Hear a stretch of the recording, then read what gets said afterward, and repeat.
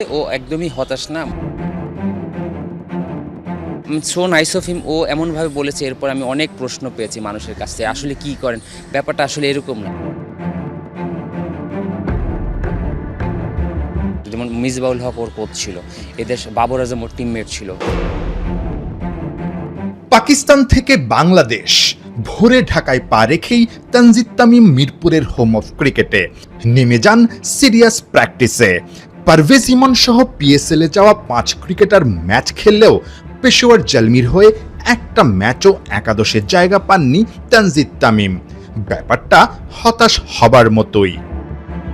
ও একদমই হতাশ না। ও যখন ওখানে ছিল, আমরা এটাই ওর সাথে যেই কমিউনিকেশনটা বারবার হচ্ছিল সেটা হচ্ছে গিয়ে যে যেহেতু তুমি একটা ফ্র্যাঞ্চাইজি লিগ খেলতে গিয়েছো, এখানকার এক্সপিরিয়েন্সটা গেইন করা খুব জরুরি। Weather you play or not, কী এক্সপিরিয়েন্স, ড্রেসিং রুম শেয়ারিং করা, প্র্যাকটিস এনভায়রনমেন্ট, অনেক বড় বড় প্লেয়ারদের সাথে, যেমন মিসবাউল হক ওর কোচ ছিল, এদের বাবর আজম ওর টিমমেট ছিল, এদের সাথে এক্সপিরিয়েন্সটা শেয়ার করা।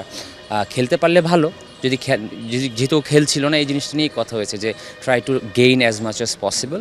কারণ তোমার main team Bangladesh national team, এখানে তুমি রেগুলার খেলবা, সুযোগ ওখানে হলে খুব ভালো, না হলে এক্সপিরিয়েন্সটা তুমি যাতে খালি হাতে ফেরত না আসো।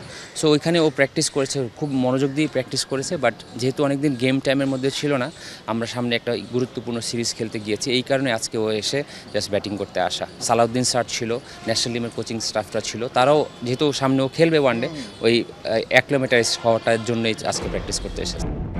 পিএসএল এ ম্যাচ না পাওয়া তামিম সত্যি ব্যাটে কতটা শান দিতে পেরেছেন পেশোয়ারের নেটে বোঝা যাবে নিউজিল্যান্ডের বিপক্ষে হোম সিরিজে। তামিমের প্রিয় মেন্টর শাহরিয়ার নাফিস অবশ্য ওয়ানডেতে তামিমকে বদলে ফেলার অন্যতম কারিগর। তামিম নিজেই স্বীকার করেছেন কথাটা। পাকিস্তানের বিপক্ষে সবশেষ হোম সিরিজে সিরিজ সেরা, শেষ ম্যাচে তামিম পান ক্যারিয়ারের প্রথম সেঞ্চুরিটা। তানজিদ তামিম বলছিলেন যে শাহরিয়ার নাফিস ভাইকে একটা স্পেশাল থ্যাঙ্কস দিতে চাই, সেই ঘটনাটা আসলে কি ছিল? So nice of him. ও এমনভাবে বলেছে, এরপর আমি অনেক প্রশ্ন পেয়েছি মানুষের কাছ থেকে, আসলে কি করেন? ব্যাপারটা আসলে এরকম না। ওই সিরিজটার আগে আমি জাস্ট কথা বলেছিলাম যে তানজিদ তামিমের টি-20 পারফরমেন্সটা খুব ধারাবাহিক ছিল, বাট ওয়ানডেতে ও যেই মানের প্লেয়ার, ওইভাবে ও পারফরমেন্স করতে পারছিল না। একজন ফ্যান হিসেবে অ্যাসুরেন্স দেওয়া যে তুমি you are good enough to play, তুমি জাস্ট কোনো কিছু নিয়ে চিন্তা করার দরকার নেই, যেভাবে টি-20তে খেলতেছো ওভাবেই খেলবা, ইনশাল্লাহ রান হবে।